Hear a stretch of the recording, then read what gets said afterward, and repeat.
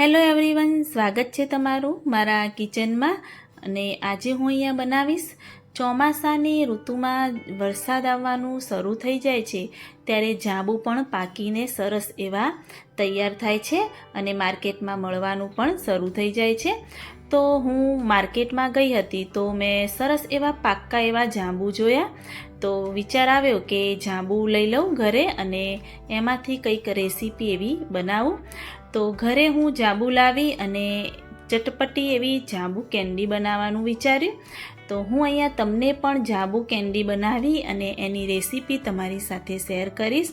જો તમને મારો વિડીયો પસંદ આવે તો સ્કીપ કર્યા વગર એન્ડ સુધી જોતા રહેજો અને વધારેમાં વધારે તમારા ગ્રુપમાં શેર કરજો।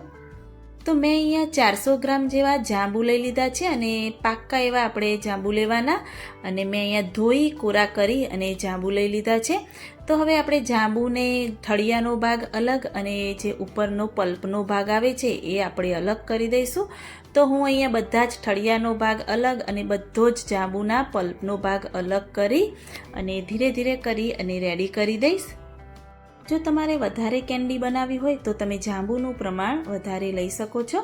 તો તમે જોઈ શકો છો કે મેં આ રીતે બધો જ જાંબુનો પલ્પ અલગ કરી અને આ રીતે રેડી કરી દીધો છે।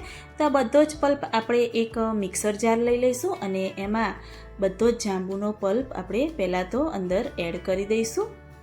તો બધો જ પલ્પ છે એ મિક્સર જારમાં લઈ અને બીજા ઇન્ગ્રીડિયન્ટ્સ આપણે અંદર એડ કરીશું। તો મેં અહીંયા ટેસ્ટ અનુસાર ખાંડ એડ કરી છે, અડધા લીંબુનો રસ એડ કર્યો છે અને અડધી ચમચીથી થોડું ઓછું સંચળ પાવડર, અડધી ચમચીથી થોડું ઓછું આપણે મીઠું અને અડધી ચમચી શેકેલા જીરાનો પાવડર અને અડધી ચમચી જેવું આપણે કાળા મરીનો પાવડર અને અડધો કપ પાણી એડ કરી બંધ કરી સરસ એવું પ્રોપર આપણે એને મિક્સ કરી અને રેડી કરીશું।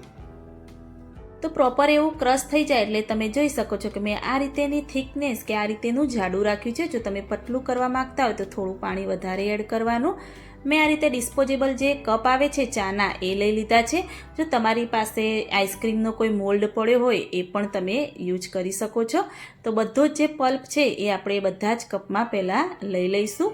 તો આ રીતે જે આઈસ્ક્રીમની સ્ટીક આવે છે હું બધામાં લગાવી દઈશ અને પ્રોપર એવી નીચે ટચ કર્યા વગર આપણે આ રીતે ઊંચી લગાવીશું। આમ તો થોડું એવું પતલું હોય તો તમારી કેન્ડી થોડી વધારે બનશે। મેં અહીંયા થોડું એવું જાડું રાખ્યું હતું એટલે મારી 5 કેન્ડી બનીને રેડી થઈ છે। તો કેન્ડી આપણી 2 થી 3 કલાકમાં જો તમે ફ્રીઝરમાં રાખશો તો સરસ એવી બનીને રેડી થાય છે, પણ હું અહીંયા પૂરી રાત માટે અંદર ફ્રીઝરમાં રાખી દઈશ। તો તમે જોઈ શકો છો કે સરસ એવી કેન્ડી આપણી બનીને રેડી થઈ છે અને મેં અહીંયા પૂરી રાત માટે રાખી હતી। તો હવે એને આપણે બહાર આ રીતે કપમાંથી લઈ લઈશું। તો હું અહીંયા આ રીતે કટ કરીને કેન્ડી બધી અલગ કરીશ। જો તમારે કટ કર્યા વગર નીકાળવી હોય તો 1 મિનિટ સુધી એમના એમ તમે કપ રહેવા દેશો તો આપોઆપ કેન્ડી નીકળી જશે। તો ચોમાસાની સિઝન શરૂ થઈ ગઈ છે, વરસાદ આવવાનું શરૂ થઈ ગયું છે અને માર્કેટમાં જાંબુ મળવાનું પણ શરૂ થઈ ગયું છે। તો તમે પણ માર્કેટમાંથી જાંબુ લાવી અને મારી આ રીતથી જાંબુ કેન્ડી બનાવી અને મને કમેન્ટમાં જરૂરથી બતાવજો। તો એને વધારે ચટપટી બનાવવા માટે ઉપર આપણે ચાટ મસાલો થોડો એવો છાંટી દઈશું। તો જોઈને ખાવાનું મન થાય અને મોંમાં પાણી આવી જાય એવી આપણી આ કેન્ડી બની અને રેડી થઈ છે। તો જો તમને મારી આ રેસીપી સારી લાગી હોય તો મારી ચેનલને લાઇક, શેર, કમેન્ટ કરજો। તો મળીએ કોઈ એક નવા વિડીયો સાથે, ત્યાં સુધી બાય બાય।